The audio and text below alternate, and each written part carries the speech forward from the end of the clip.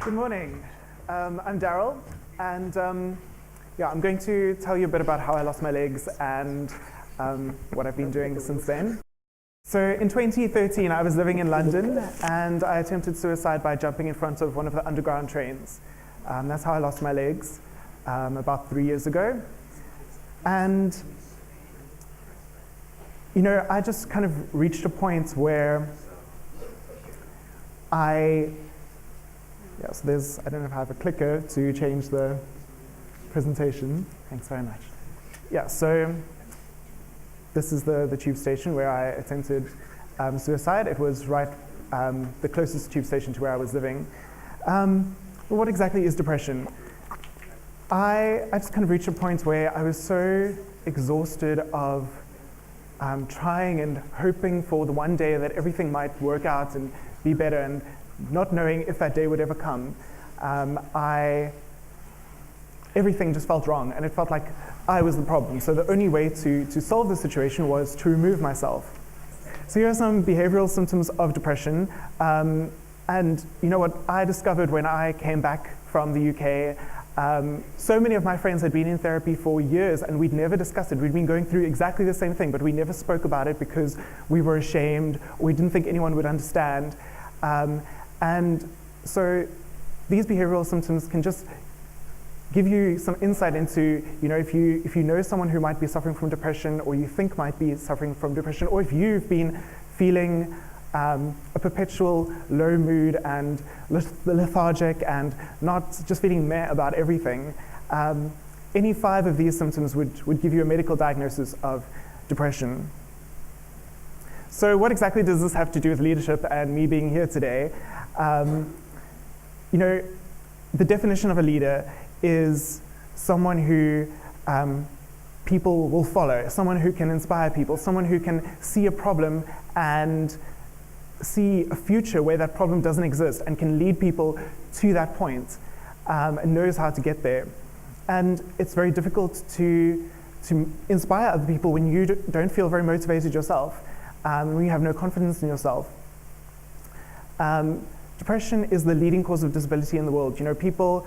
Some people have such severe anxiety and depression that they actually can't work because they can't focus, they have no faith in themselves, so they can't make decisions. There are 350 million people worldwide suffering from depression. It affects your ability to work and to interact with other people. In many countries, less than 10% of people affected receive treatment, and it takes an average person struggling with a mental illness over 10 years to ask for help. And that's because there's such a social stigma around it. You feel ashamed, you feel like people won't understand, you feel like they're going to judge you. And there are all of these words that we associate with mental illness, crazy and schizo, and no one wants to be labeled that way. They have all these negative connotations. But I have a mental illness, I have depression, and I have a good job, I have successful, promising, and fulfilling relationships. I'm independent. You can live with mental illness and still make a valuable contribution to society. You can manage it the way a diabetic would take insulin for their diabetes. It's just another illness. Depression in South Africa, 10% of all non-natural deaths in 2014 in South Africa were due to suicide. 1 in 4 South African teenagers have attempted suicide. There's such a lack of education, and especially children in this country, they can't talk about their feelings at home. Their parents are working long hours, barely have time to provide for them, and sometimes the parents don't even have the education to be able to explain something like depression to their children. And that's really, when I realized, the big turning point for me was when I spoke to a psychologist in the hospital after my suicide attempt. Up until that point, I hadn't told anyone about it. I thought it was my responsibility to deal with, and I had to figure it out. I didn't want to burden anyone else with my issues because I didn't think they would be able to help me. And everyone was dealing with their own stuff. Why couldn't I cope with mine? And it was only talking to that psychologist who I realized for the first time that someone actually understands. Someone's been trained to help me through this. I'm not crazy, I'm not alone, and there is actually hope. If you look at that stat, just under 1 in 3 hospital admissions for suicide involve youth, teenagers. Less than 1% of mental hospital beds are for children and adolescents. You would assume that, with 33% of admissions being children, there would be more provision for them. But medical organizations in South Africa also don't have the resources to help people, to dedicate time to mental illness. And for me, I feel like the only way that we can make it okay for people to talk about it and to ask for help and to acknowledge that they might have a mental illness is to show them that they can live fulfilling lives, that there's nothing to be ashamed of. And that's really why I started talking out, just to make it, just to break that stigma and make it okay for people to talk about their mental illness. These are just some quotes from people who I feel describe depression incredibly well. I really want to be happy, but there's something inside me that screams, you don't deserve it. You feel completely worthless. Depression is living in a body that fights to survive with a mind that tries to die. And then just to remind you also that very successful and creative people can also suffer from depression. Winston Churchill himself called depression his black dog. And little aside, I'm on some medication and it's making my mouth extremely dry, so I'm going to take a sip while you look at the next quote.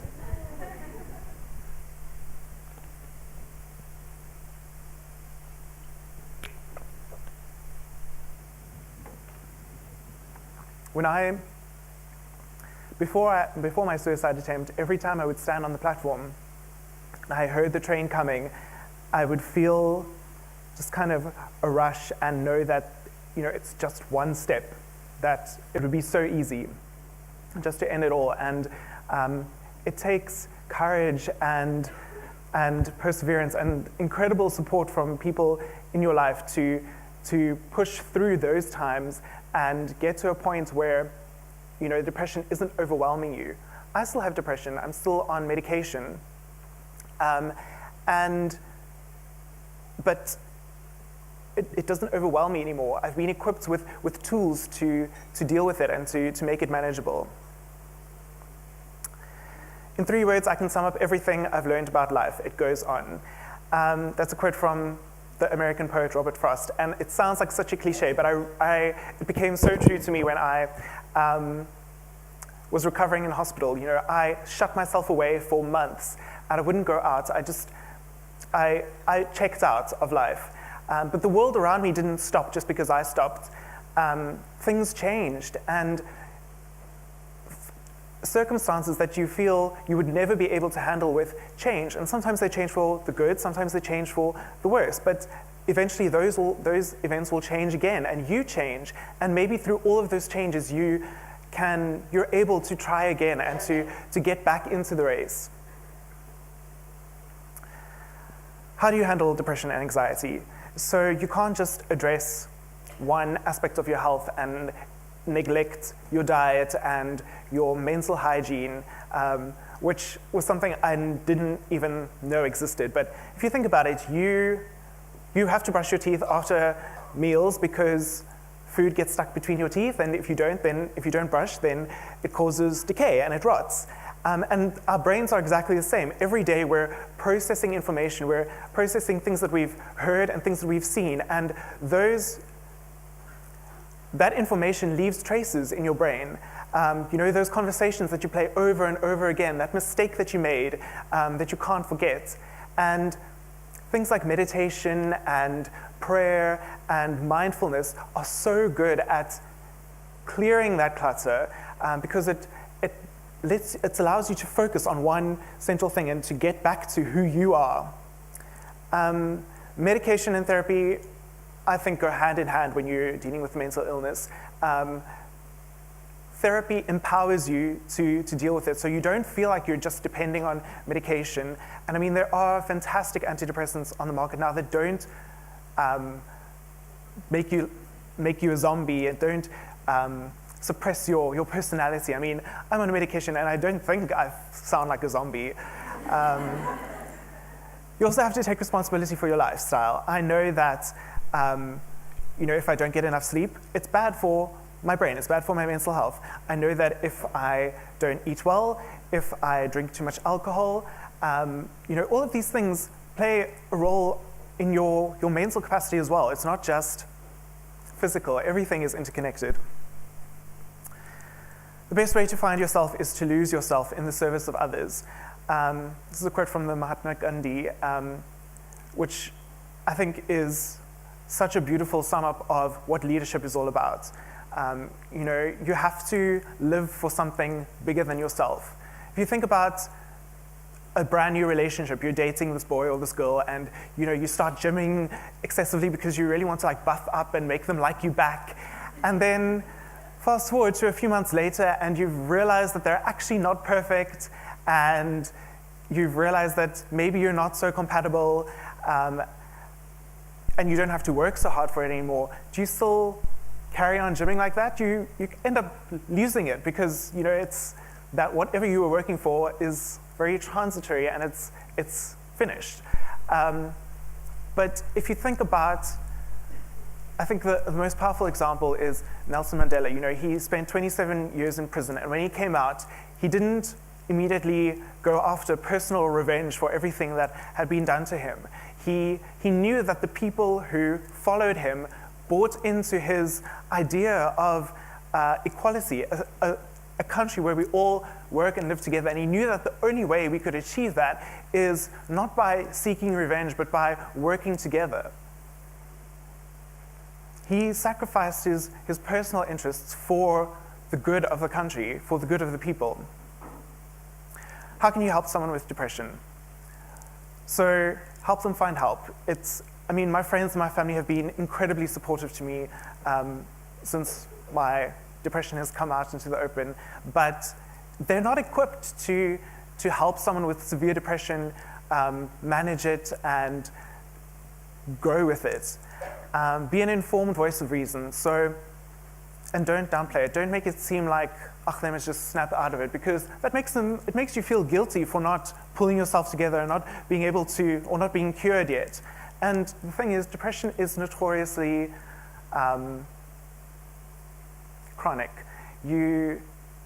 Some people can be cured, but it's so easy, even after years when you've been off your medication and you're doing great, an event could trigger something that reinforces that kind of depression that you had. Break the stigma.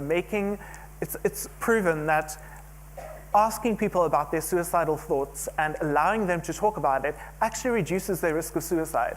It gives them courage and confidence to know that they can talk about this without judgment, and just stay supportive.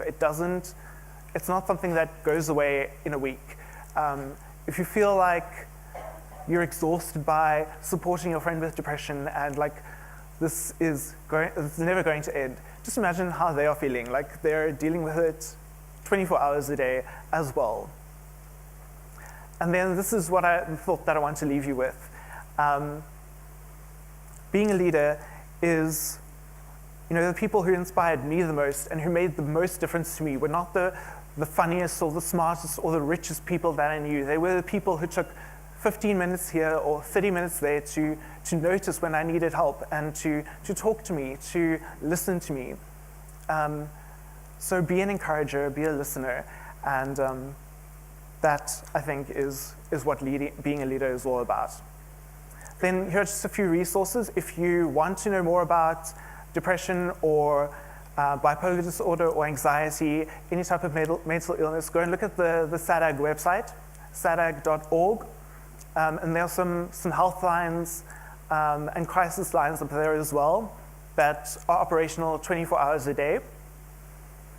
And then, so the key psychiatric response unit is active in Cape Town as well. So you're welcome to call them anytime. And then my blog, which I haven't updated in months, but I will if you go and look at it, is over there. So thank you everyone for your time.